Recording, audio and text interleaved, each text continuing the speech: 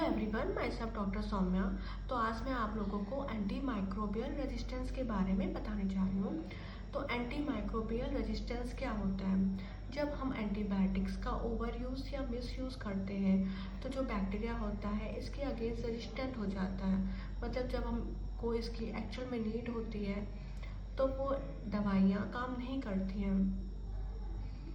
ऐसा क्यों होता है?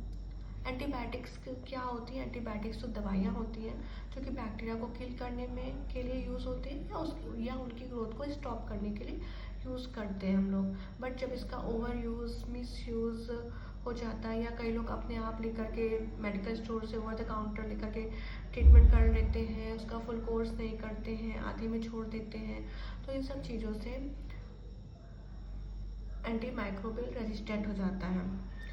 कुछ कंडीशंस ऐसे होते हैं जैसे कि सिंपल डायरिया हुआ है, सिंपल लूज मोशन हुआ है, तो इसमें एंटीबायोटिक्स की ज़रूरत नहीं है। बिकॉज सिंपल लूज मोशन हुआ है तो इसका मेन कॉज वायरल होता है, वायरल इटियोलॉजी होती है। एंड इसका मेन ट्रीटमेंट होता है ORS। सिंपल आप ORS पीते रहिए और ये 2-3 दिन में ठीक हो जाएगा। इसी तरह से कॉमन कोल्ड होता है, कॉमन कोल्ड का भी मेन कॉज वायरल होता है। इसमें भी एंटीबायोटिक्स दवाइयाँ काम नहीं करती हैं। बट लोग अननेसेसरी एंटीबायोटिक्स का यूज़ करते हैं। इससे क्या होता है, वो बैक्टीरिया रेजिस्टेंट हो जाता है।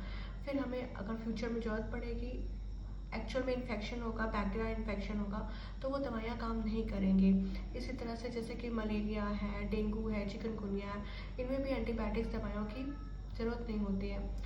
तो इस तरह से हमें ध्यान रखना चाहिए कि अगर हमें नीड हो तो ही एंटीबायोटिक्स दवाइयों का सेवन करें, अदरवाइज़ ना करें। क्योंकि अगर हम आज अननेसेसरी हम यूज़ करेंगे तो बैक्टीरिया रेजिस्टेंट हो जाएगा, तो वो आज के लिए भी और जो फ्यूचर में आने वाली जनरेशन है इसके लिए भी बहुत बड़ा खतरा है। क्योंकि कोई भी दवाइयाँ इस तरह से काम नहीं करेंगी और वो बीमारी ठीक नहीं होगी।